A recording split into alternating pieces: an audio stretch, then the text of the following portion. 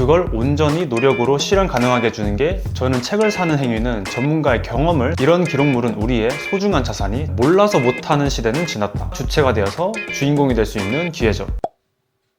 안녕하세요, 하동남입니다. 오늘은 제가 직장을 다니면서 하고 있는 자기계발 5가지 소개해 드릴게요. 영상 끝까지 보시고 하나라도 시도해 보시고 꿀팁들 조금이라도 꼭 얻어갔으면 좋겠습니다. 첫째, 운동입니다. 저는 원래 엄청 멸치였습니다. 이랬는데 이렇게 됐고, 이건 최근입니다.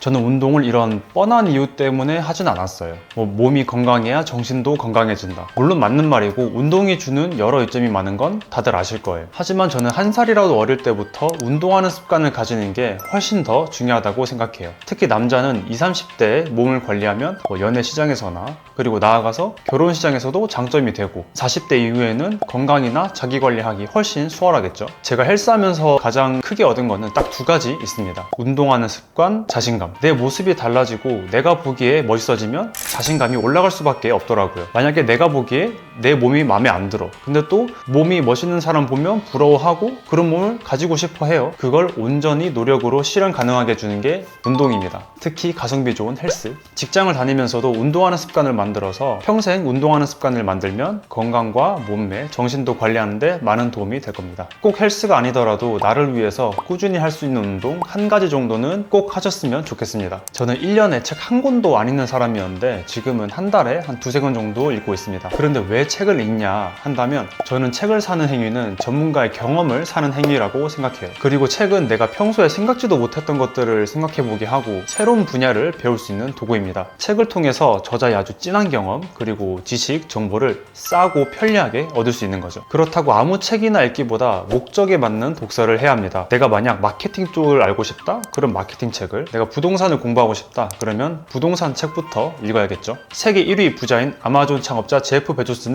이렇게 말합니다. 아마존에서 글쓰기를 못하는 자는 필요 없다. 글쓰기가 사고체계의 전부이기 때문이다. 또한 하버드 심리학 교수인 조던 피터슨도 이렇게 말합니다. 제가 영원히 미스테리로 생각하는 게 있어요. 글쓰기의 중요성을 강조하지 않는다는 점이에요. 이건 뭔가 음모가 있다. 이만큼 글쓰기가 중요하다는 건데, 처음부터 어떤 글을 쓸지 모르겠다면 그냥 책을 읽고 간단하게 독서 기록부터 해보세요. 책에서 나한테 와닿거나 인상 깊은 문구를 적고 내 생각이나 아니면 어떻게 나한테 적용할지 적어보는 거예요. 여기서 가장 중요한 건 하나라도 내 인생에 실제로 적용하는 겁니다. 사람들이 맨날 그러잖아요. 책 읽었으면 실천해야 된다. 안 하면 안 바뀐다. 저도 정말 공감하는데, 책을 1권을 읽건 많이 읽건 실천을 하지 않으면 우리 인생에 끼치는 영향은 정말 작을 겁니다. 여러분도 책 1권 읽더라도 자기 인생에 1가지는 적용해보려고 해보세요. 셋째, 기록. 사실 우리는 어릴 때부터 기록을 해왔습니다. 어릴 때 썼던 일기장 다시 펼쳐보면 기억이 안 나는 게 99%일 거예요. 물론 너무 옛날이라 그렇겠지만 당장 어제 아니면 저번 주에 일어난 일들이나 내 생각이 어땠는지 기억이 나시나요? 만약 우리가 기록을 했다면 내가 했던 생각이나 행동을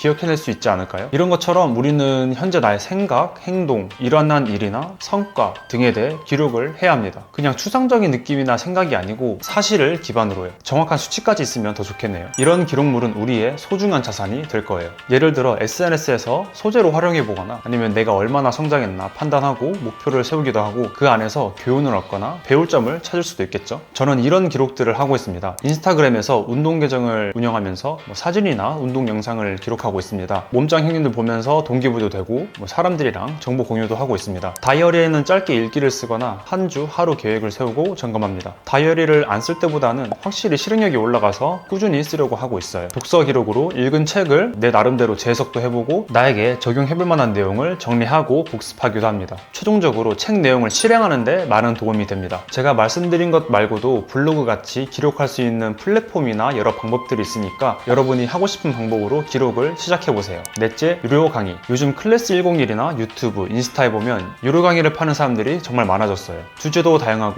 특히 온라인 사업이나 돈 버는 방법에 대한 강의가 진짜 많아졌죠. 저는 지금 유튜브와 관련된 유료 강의를 구매하고 4달째 과정을 진행 중입니다. 만약 제가 유튜브에만 있는 무료 영상만 보고 했으면은 절대 열심히 안 했을 거예요. 이게 내 돈이 안 들어가니까 실행력이 뚝 떨어지더라고요. 하기도 귀찮고, 그리고 궁금한 점을 바로바로 해결하기도 어렵고 피드백 받기도 어려웠을 거예요. 그런데 이 유료 강의는 일단 내 돈이 들어갔다 보니까 돈이 아까워서라도 더 열심히 하게 되고, 과제를 기간 내에 완수를 못하면 벌금 같은 게 있어서 일단 뭐라도 꾸역꾸역 하게 됩니다. 강제로 환경 설정이 되는 거죠. 그래서 자연스럽게 실행력도 올라갑니다. 요즘 유료 강의 보면은 강의 영상만 딸랑 주고 끝내는 분들은 거의 없을 거예요. 같은 목적을 가진 수강생들과 소통하고 같이 성장할 수 있는 환경을 만들어주고 피드백을 주거나 코칭을 직접 1대1로 해주기도 합니다. 물론 유료 강의라고 해서 무료 강의보다 무조건 더 좋다는 건 아니에요. 지금 온라인에는 양질의 무료 컨텐츠들이 아주 많습니다. 그러니까 조금만 노력하면 유료 컨텐츠 못지않은 좋은 정보를 얻을 수 있을 거예요. 요즘 그런 말이 있어요. 몰라서 못하는 시대는 지났다. 정말 맞는 것 같아요. 지금은 인터넷에서 조금만 찾아보면 다 배울 수 있는 시대니까요. 무료든 유료든 좋으니까 여러분들이 새로운 걸 배워서 내 삶에 적용해보는 시도를 한 번이라도 해보셨으면 좋겠습니다. 5번째, 온라인 사업. 요즘 부업에 관심 있는 직장인들의 최대 관심사는 온라인 사업인 것 같아요. 특히 무자본으로 시작해서 노트북이랑 핸드폰만 있으면 다 할 수 있는 부업이니까요. 이렇게 온라인에서 수익을 낼 수 있는 도구는 정말 다양합니다. 그런데 너도 나도 온라인에서 뭔가를 하다 보니까 경쟁력을 키우려면 나를 브랜딩해서 나만의 영향력을 키우는 게 중요해졌어요. 퍼스널 브랜딩이죠. 근데 여러분들은 하루 중에 가장 많이 보는 게 어떤 거예요? 아마 유튜브 영상, 쇼츠, 인스타 릴스, 틱톡 이런 걸 거예요. 쇼폼이요. 그만큼 영상은 우리 일상에 끼치는 영향이 굉장히 커졌고 앞으로도 커질 거예요. 이제 영상은 돈을 벌거나 마케팅을 할 때 가장 중요한 도구가 됐습니다. 그래서 저는 유튜브를 제 온라인 사업의 첫 번째 도구로 선택했습니다. 유튜브의 가장 큰 장점은 다운스트림이 가능하다는 거예요. 유튜브 영상을 업로드하기까지 과정과 사용한 소스들로 다른 플랫폼에서도 활용할 수 있다는 거예요. 이걸 원소스 멀티유즈라고 합니다. 물론 직장 다니면서 유튜브 인스타 싹 다 하려면 힘들긴 하겠지만 활용이 가능하다는 거죠. 유튜브 촬영하려면 컨텐츠 기획, 대본 작성, 촬영, 편집 이런 여러 과정이 필요하죠. 이때 기획한 컨텐츠와 작성한 대본으로 인스타에서 카드 뉴스도 만들어 볼 수 있고 유튜브 영상을 쇼폼으로 편집해서 인스타 릴스로 만들 수도 있죠. 아니면 써둔 대본으로 블로그에 글을 써볼 수도 있고요. 직장인 입장에서 이런 온라인 사업이 주는 가장 큰 이점은 바로 내가 주인공이 될 수 있다는 겁니다. 온라인 사업을 통해서 내 노하우나 경험을 공유하면서 여러 시도를 해볼 수도 있고 이런 다양한 기회들을 얻을 수 있어요. 회사에서는 하나의 부속품이라고 느껴지던 내가 주체가 되어서 주인공이 될 수 있는 기회죠. 내가 주체가 되어서 경제적 자유를 이루고 싶은 직장인이라면 온라인 사업은 선택이 아닌 필수입니다. 만약 유튜브가 좀 부담스럽고 시간이 많이 걸린다고 생각되면 비교적 쉬운 인스타그램이나 블로그를 먼저 해보는 걸 추천합니다.